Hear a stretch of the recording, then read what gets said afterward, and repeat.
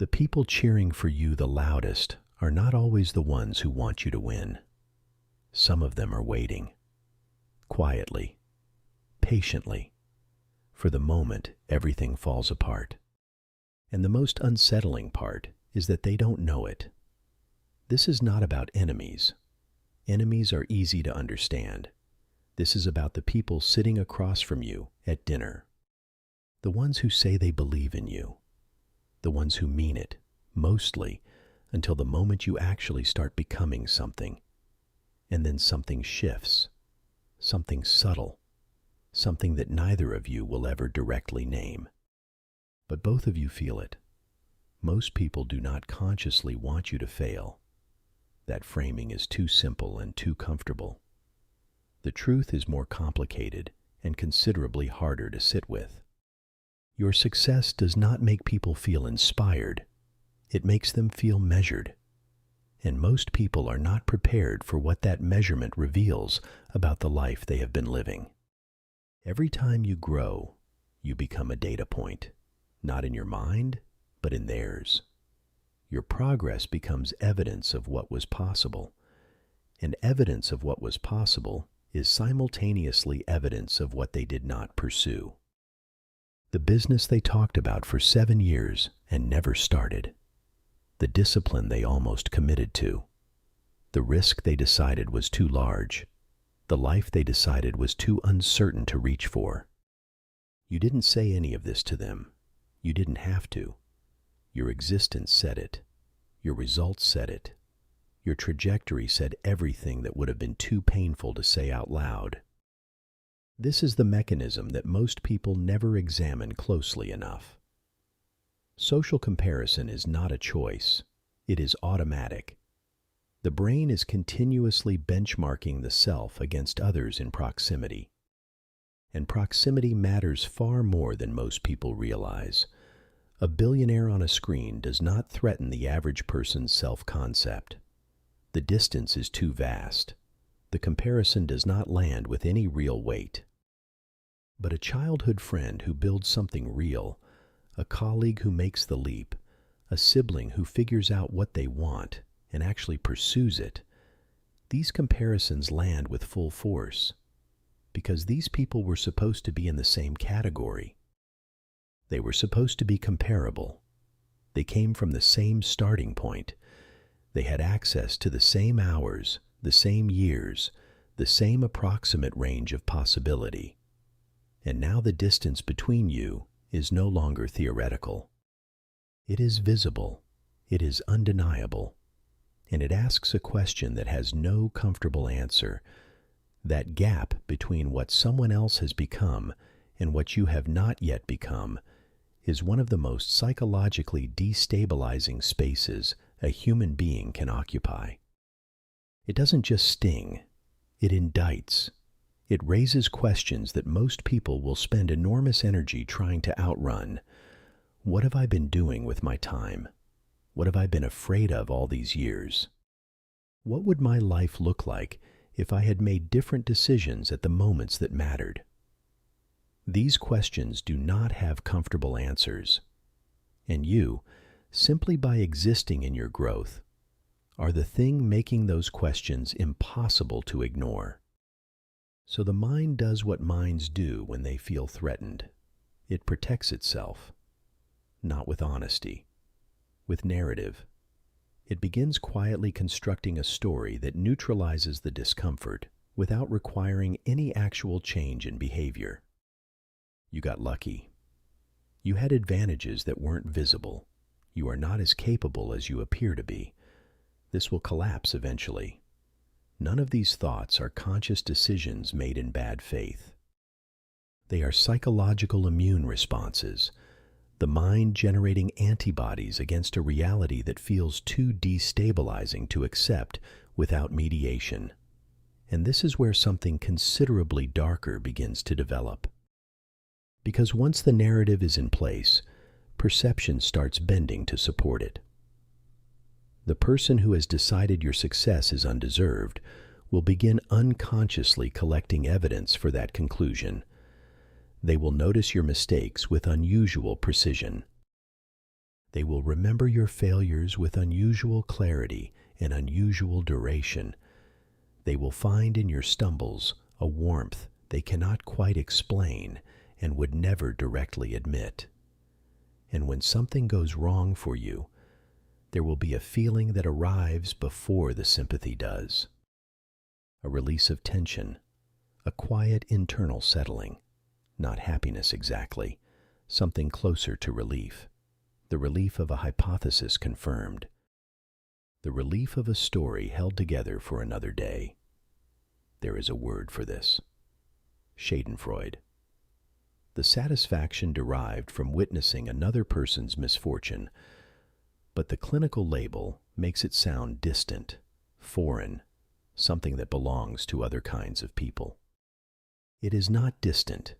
It is intimate. It lives inside close friendships and long histories and family dinners and group chats.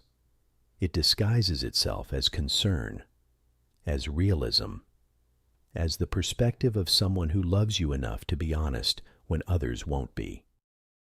Watch how success changes rooms, not slowly over time, immediately. The dynamic shifts before anyone consciously registers that it has.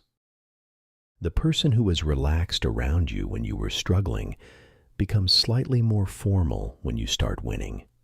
The group that encouraged you in the early stages, when the outcome was still uncertain and the risk felt shared, becomes quieter as the results become undeniable. The energy that was warm becomes careful. The feedback that was supportive becomes focused on what could still go wrong. None of this is announced. All of it is felt. And the feeling is remarkably consistent across different people, different contexts, different relationships. Groups have an unconscious homeostasis, a shared identity constructed around a collective ceiling of achievement, ambition, and acceptable risk. When one person breaks through that ceiling, they do not just change their own trajectory. They disrupt the equilibrium that everyone else was organized around, and systems, including social ones, resist disruption, not always through overt hostility, often through something far subtler and therefore far more difficult to confront directly. Humor that has an edge underneath it. Doubt framed as concern for your well-being. Distance framed as being overwhelmed with their own life. The message is never delivered in language anyone could challenge, but it is received nonetheless. Stay within range. Stay recognizable. Stay in a place where the comparison between us does not become something I cannot live with. This is not malice at its core. That is the part that makes it genuinely difficult to process cleanly. These are not calculated campaigns to limit you. These are people experiencing real, unmanaged psychological discomfort and responding in the only ways available to them given their current level of self-awareness. Resentment is not simply a character defect. It is a symptom of someone who wanted more, believed less, and has not yet found a way to hold that tension without redirecting it outward toward the person who made the tension visible. But understanding the mechanism does not reduce the cost, because the hidden emotional cost of genuine growth is often paid in the currency of relationships. Some friendships are built not on shared values or shared vision, but on shared limitation, shared complaints about how things are, shared explanations for why certain things are not possible, shared ceilings that everyone agrees, without ever saying so, not to push against too hard. These friendships feel like loyalty. They feel like people who knew you before the performance began.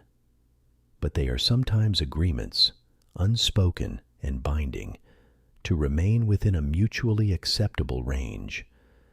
And when you break the agreement, the friendship does not always survive the breach. Not because anyone chose to end it consciously, because the foundation it was built on quietly stopped being true. The highest achievers tend to understand something about this that takes years to find language for. Exceptionalism is structurally isolating, not because exceptional people become arrogant or disconnected, because the growing distance between where they are heading and where most people are comfortable going creates a gap that goodwill and warmth cannot fully bridge on their own.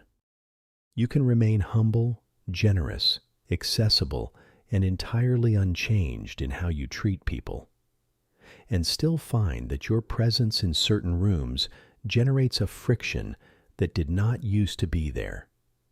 This is not a social problem you can solve by becoming more relatable. It is a predictable feature of what it means to move beyond the gravitational pull of your original environment. Now comes the part that requires the most internal honesty. This dynamic does not only live in other people, it lives in you. There is someone in your life who is growing right now, moving faster than you anticipated, building something you did not expect from them. And if you sit with that reality honestly, without reaching immediately for the comfortable version of yourself, you may find something waiting there. A quiet skepticism that arrived before you had gathered any evidence for it. A subtle relief at the memory of their early failures. A resistance you cannot entirely explain and would not say out loud. This is not your defining character, but it is something you are capable of in the moments when comparison presses close enough to touch something unresolved.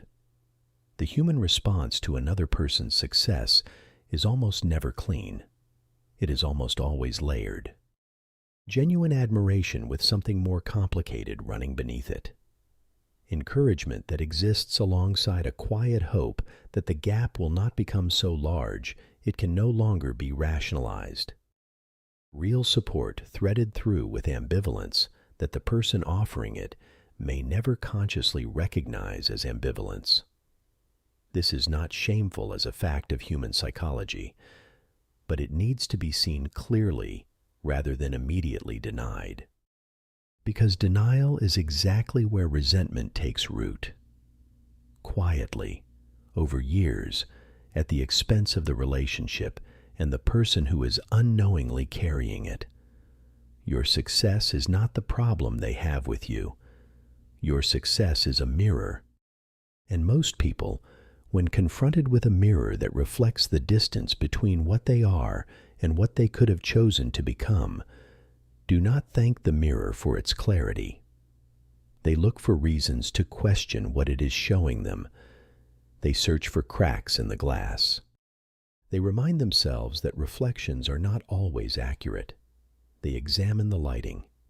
Anything to avoid the stillness of standing there without a defense, seeing what is true without the relief of a reframe. The ones who grow alongside you rather than away from you are genuinely rare, not because they are more talented or more inherently good, because they have developed a relationship with their own discomfort that allows them to witness your ascent without making it a verdict on their worth. These people exist, but they are not common, and you will not identify them by what they say when things are going well for you. You will know them by what they do not say when things go wrong, by the absence of that particular quality of attention that people give to a story that is confirming what they hoped. Most people will never tell you they wanted you to fail. Most people do not even have access to that knowledge about themselves. The wanting is buried beneath care, beneath realism, beneath humor, beneath the ordinary texture of a relationship that looks fine from the outside. But the world shows you anyway, in who celebrates with full presence and who celebrates with something held back, in who remembers your setbacks longer and with more detail than your victories, in who becomes visibly more comfortable around you the moment your life gets difficult again, in the subtle warmth that returns to certain rooms when the gap between you narrows. You are not paranoid for noticing. You are paying a quality of attention that most people have decided is too costly to sustain, because once you see this mechanism clearly, in others and in yourself, you cannot return to the simpler version of how human relationships work. You cannot unsee the mathematics of comparison running beneath every interaction. You cannot unhear the silence that arrives in certain conversations when your life is going well. And you cannot unfeel the way some rooms breathe easier when you struggle. That is precisely what makes this the kind of truth that does not announce itself dramatically. It simply settles into how you see everything, permanently, quietly, and without ever asking whether you were ready for it.